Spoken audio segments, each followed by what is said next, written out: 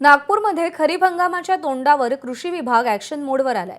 Bogus बियाणाच्या साठवणुकीवर कृषी विभागाची करडी नजर असणार आहे। बोगस बियाणं विक्री करणाऱ्यांवर सुद्धा कृषी विभाग नजर ठेवेल। बोगस बियाणांवरती आळा घालण्यासाठी कृषी विभागाकडून 15 पथकं तैनात करण्यात आली आहेत। मध्य प्रदेश, तेलंगणा, छत्तीसगड या राज्यांना लागून असलेल्या सीमावर्ती भागात कृषी विभागाचं विशेष लक्ष असेल।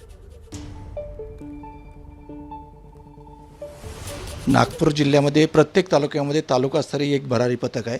त्यामध्ये राज्य शासनाचा कृषी विभाग, पंचायत समितीचा कृषी अधिकारी आणि वजन मापे निरीक्षक यांची आम्ही एक टीम तयार केलेली आहे आणि त्या तालुक्यामध्ये जेवढे कृषी सेवा केंद्र असतील त्या कृषी सेवा केंद्रांना आधी तपासणीचं काम झालेलं आहे की त्यांचे गोडाऊन्स असतील किंवा विक्री पॉईंट जे आहेत तिथे तपासणी झालेली आहे आणि आता ॲक्शन मोडमध्ये कृषी विभाग आलेला आहे। नागपूर जिल्ह्यामध्ये 15 भरारी पथक म्हणजे तालुका स्तरावर एक आणि जिल्हा स्तराचं एक भरारी पथक आणि एक विभाग स्तरावर सुद्धा आहे। तर त्या पद्धतीने आपण कामकाज सुरू केलेलं आहे। एबीपी माझा, उघडा डोळे बघा नीट।